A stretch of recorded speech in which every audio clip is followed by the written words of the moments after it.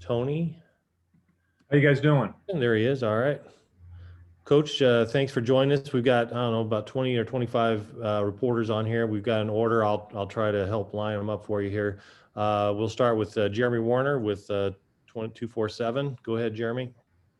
Hey, Tony, welcome to Champaign, man. Besides competing against Bret, you didn't really have a lot of ties to him. So I'm just kind of wondering, how did this all go down, and what's this opportunity mean for you? Well, you know what? Bret and I's relationship was from a long time ago, back when he was an assistant at Iowa, when he was at Wisconsin as an assistant and a head coach.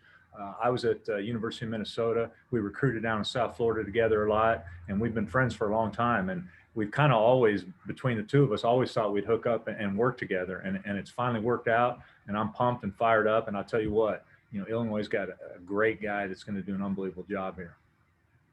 You've shown some versatility as a play caller, pass heavy at some places, run heavy other places. What do you and Bret want to be offensively, identity wise and scheme wise? Well, if we had to pick, if I was going to sit here and tell you right out of the gate, it's going to be Illinois' offense. We're going to bring some stuff I've done. We're going to bring some stuff from other guys on the staff, some stuff from Bret, but it's going to, as long as the personnel will allow it, it's going to be an 11 and 12 personnel offense. We're going to take care of the football. We're not going to beat ourselves. We're always going to be able to run the football however we have to do it, and have quarterbacks out there that make great decisions, looking for big plays and scoring touchdowns in the red zone. And I think those are the kind of things that over my years, whether I've changed personnel or how I've done things, I've always tried to do that and to be successful. And on the offensive side, you've got to do all that to be successful. And then the other side of it is, have somebody over there that's playing good defense. So you got to have both. Thanks, man. Okay. We'll go to Gavin Good with Gatehouse Publications. Go ahead, Gavin. Hey, Tony, great to meet you and welcome to Champaign. I'm just wondering what the last few hours have been like for you since getting announced last night, and what it's going to be like making another move from here to from App State to here. Well, since last night, I knew as soon as it got announced, because all of a sudden your phone blows up and you start getting all the texts from all the people that are close to you and you've worked with and congratulating you and hey, fired up, you're back in the Big Ten and all that. And me and my wife are very excited. We spent 8 years in the Big Ten, love the conference and love the Midwest. That's where she's from. And we're very excited to be here. So as far as moving from App State's a great place. We loved it there. We were only there a year. But can't say enough about Sean Clark, the head coach there, and what they do in their football program. But we're excited to move on and come here. We can't wait. And our youngest is actually a freshman at Florida State. So this will be the first time in my career where all of a sudden Beth will be able to just pack it up and boom, we can get out of there. We don't have to wait for the semester to end and school and all that kind of stuff. So we're fired up. All right. Thank you and welcome. Thank you. All right. Brett Behrens from WCIA TV. Go ahead, Brett. Hey, nice to meet you. Was your goal always to get back to the Big Ten? And what do you remember about coaching in the Big Ten at Minnesota? You know what? I wouldn't say my goal was to get back to the Big Ten, but if you ever asked me through my career, all the other places I've been, what was the conference? And to me, it's the Big Ten. I loved it the 8 years I was in it. I've always, all the universities are in it. I just think it's, and I know the SEC and all that, but I guess if you had to ask me, I'm a Big Ten type of guy. That's the one I pay more attention to, and we're really looking forward to being back in it. And real quick, have you had a chance to look at any tape of your quarterbacks yet? I just actually watched a little bit today, fired up about Brandon, Isaiah. I know I've got a whole group of guys right there, but I got some guys that have played some ball, especially Brandon's played a lot of ball. I was listening a little bit of his Zoom call right there. I'm fired up to sit down and meet with him, and I'm going to kind of tell him, in the last 6 years, I've had a couple of senior guys that I've had to bring in. I had Jeff Driscoll at La Tech.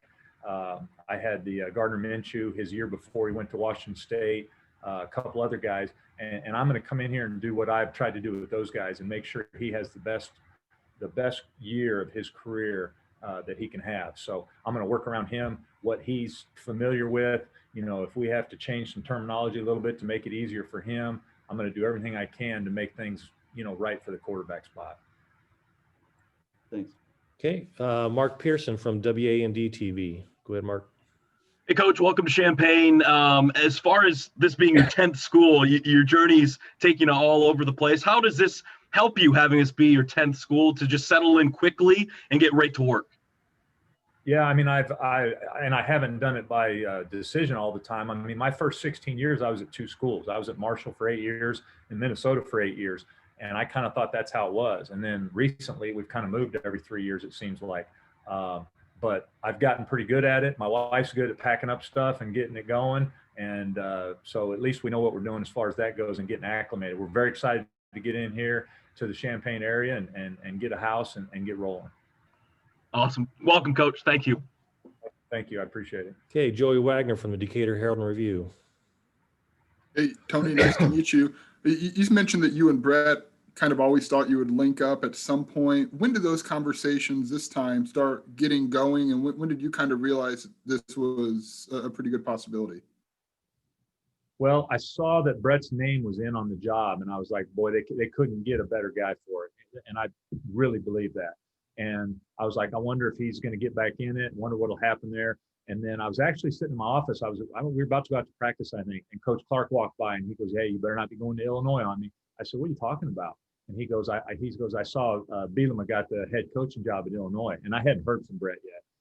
And I laughed. And Sean's a great guy. He's awesome. But we were at the bowl game. We were the first bowl game of the year, and I was sitting there at night watching. I don't know what I was watching, and all of a sudden Bret called me out of nowhere and said, "Hey, I want to talk to you. I want to bring you in and talk to you about this and want this to go pretty quick if we can get going on this." And I said, "Well, after the game, I'm driving my truck up to Minneapolis to the in-laws, and my wife's already up there, and I was going to go hunting in Ohio after that." I said, "I'll just stop by and we'll meet on it." So I came over, and now the hunting trip's off and everything's good.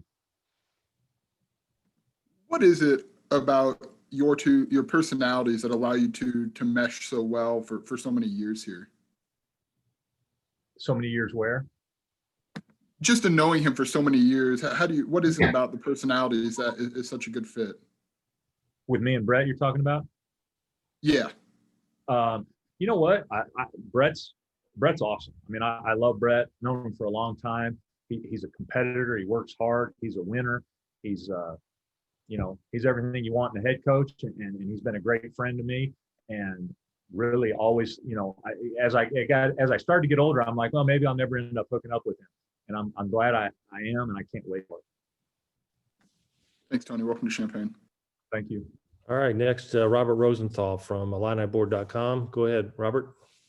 Hey, Coach, I'm curious about your thoughts on the Big Ten West. It's kind of known as highly defense-heavy league, that Wisconsin, Iowa, Northwestern, it's grind you down, it's time of possession. What are your thoughts about, forming an offense against those opponents? Well, I go back to it again. What you've got to do, whatever you got to do to be able to run the football, and you've got to be able to control the clock in this league and on this side.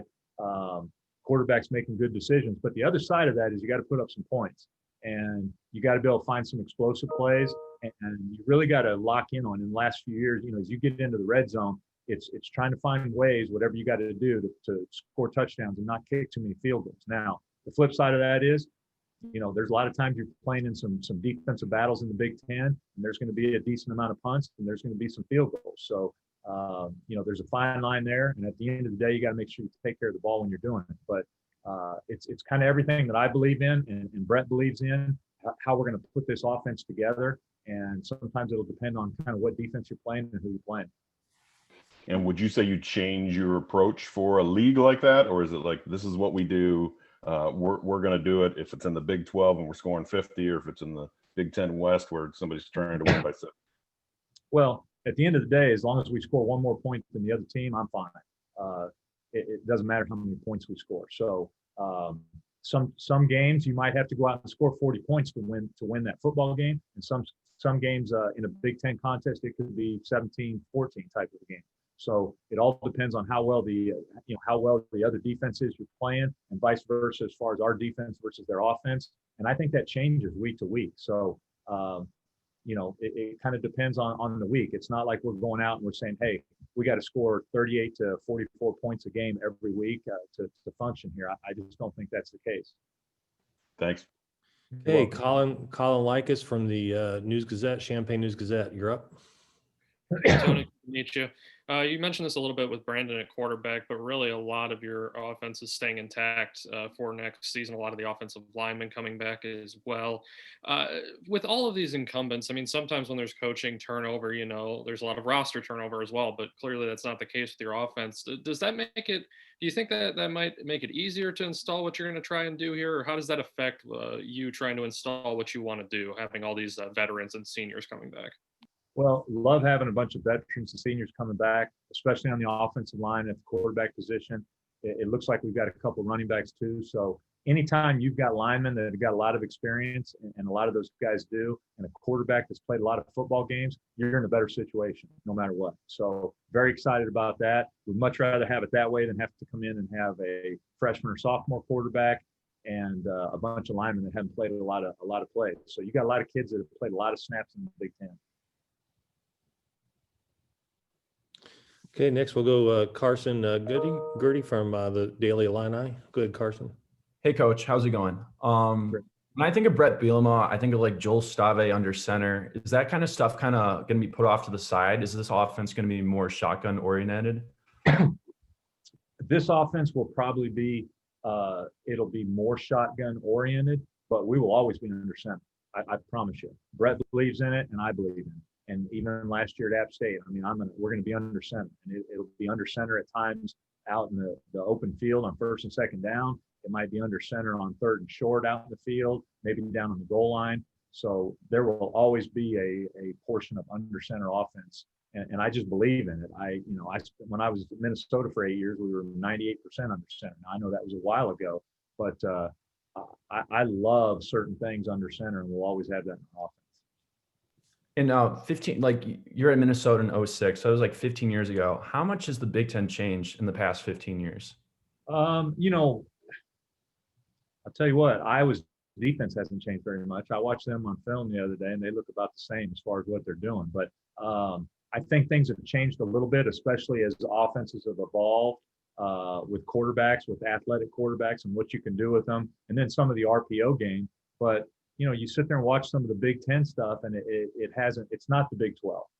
It's still a little bit more of that old school, but there's some new school in it too. And you see it in some of the quarterbacks and what they do as far as the RPO and what they're doing with their legs. Thank you very much, Coach.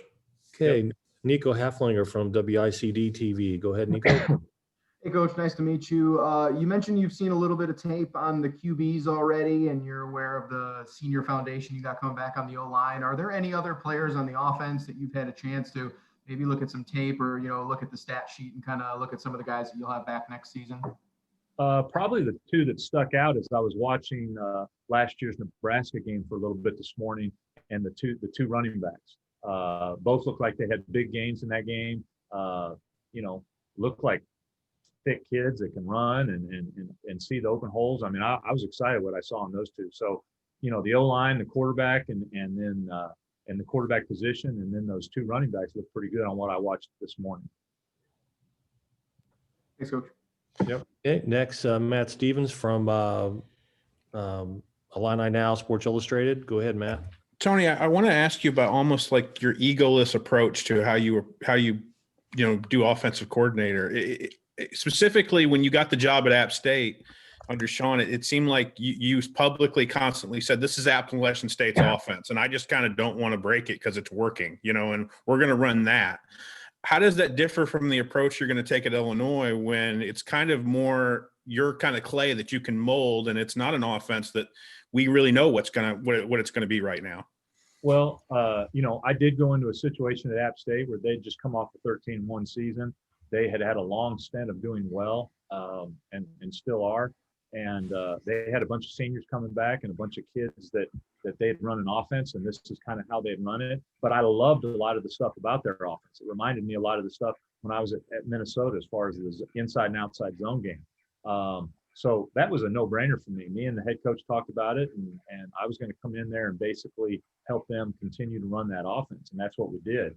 I think this is a little bit different situation, and we're going to come in here and we're going to put together our offense, Illinois' offense, and it's going to have some of that stuff at App State, but it's also going to have some stuff from some of the other places that our assistants are coming from, and it's going to have some influence from Coach Bielema too. So we're going to put together Illinois' offense, and it is a little bit different situation, and that was a unique one there at App State. When Bret first took the job, he kind of said he wanted a little bit more of a spread option, kind of more open offense than they had at Wisconsin that he was leading. And he mentioned how that's just how the game has changed, and that's how offenses just have to be nowadays. Is that kind of in parallel to how you like to do things in sense of having more spread offense and less compact that they had at Wisconsin? Yeah. I mean, we're going to be in 11 and 12 personnel, but that doesn't mean we're going to have everybody packed down into the box. We're going to be spread out at times. We might be a little bit big at times. We're going to be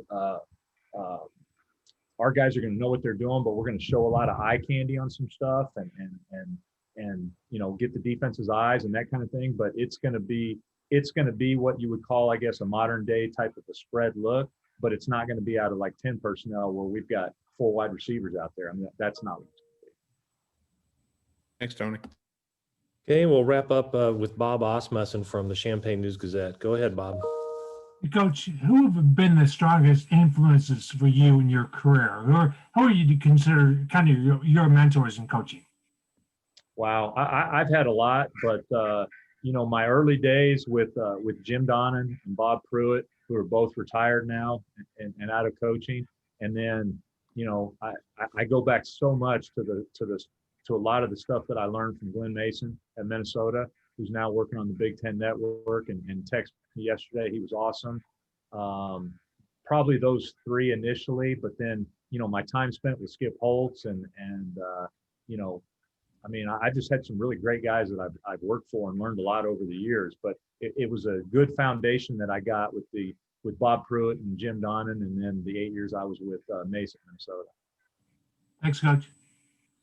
Yep. All right. Well, Tony, thank you for your time today. We appreciate it and look forward to several more of these as we move down the road. So, yeah, I appreciate you guys and look forward to meeting everybody in person, hopefully sometime soon.